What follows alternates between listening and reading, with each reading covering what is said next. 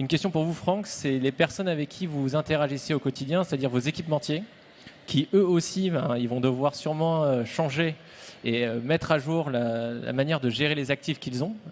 Et donc, il y a des impacts qui seront à prévoir. Et la question, c'est quels ajustements ils devront faire.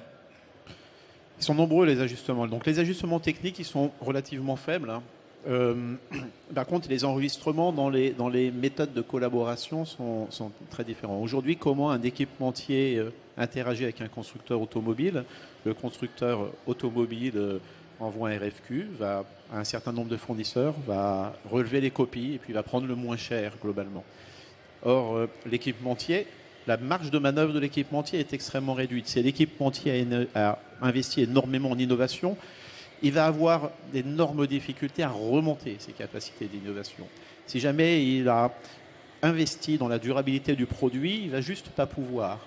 On cite souvent le cas d'un équipementier avec lequel nous travaillons qui fait des moteurs de lave-vitre, hein, qui nous explique que nous, de la vitre, et il nous explique souvent, oui, ben, quand on reçoit un RFQ, nous, on sait très bien que pour 10% de prix en plus, hein, sur le moteur, on allonge la vie de 2 ans. Sauf que ce qu'on nous demande, c'est 10 ans, 150 000 km. Nous savons que ces 10%, ils nous sortent du match, ils nous sortent du ring, et donc on n'est pas choisi, et nous n'avons aucune capacité. En travaillant sur la durabilité, c'est complètement l'inverse. C'est-à-dire que nous, on a la chance, le sujet leur moto et le discours leur moto a la chance d'avoir su convaincre un certain nombre de gens chez des acteurs majeurs. On peut citer des Forvia, des FI, des Saab, des B2GR. C'est d'ailleurs des gens qui ont énormément de compétences sur un sujet et on leur dit pas du tout, tiens, voilà une demande, puis donne-nous le meilleur prix. C'est l'inverse qu'on leur dit. On leur dit, tiens, tu vas être gentil, tu vas mettre dans ta réponse quelque chose qui concerne l'attractivité du produit, parce que moi, j'y connais rien dans ton métier. Des sièges, moi, j'y connais rien dans sièges. Toi, tu connais parfaitement les sièges, tu connais parfaitement les intérieurs des véhicules.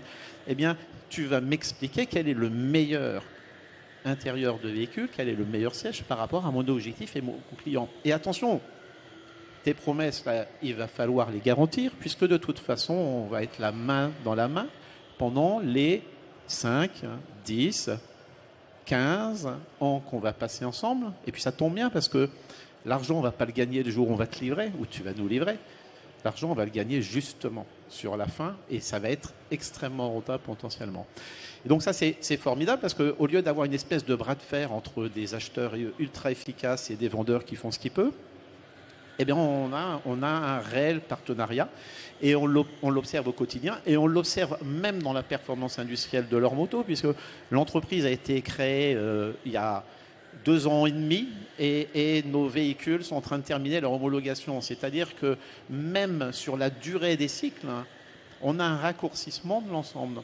Donc, ça change complètement la relation qu'on peut avoir. Et là, on parle de l'équipementier, mais pour nous, à nouveau, le financeur est un équipementier. Le deal que l'on demande, que l'on propose au financeur, c'est comment on va travailler ensemble sur la durée, parce que c'est comme ça qu'on va garantir et la satisfaction du client et la virtuosité de ce que nous allons faire, et puis également la rentabilité, puisqu'on est persuadé qu'on peut la maximiser comme ça.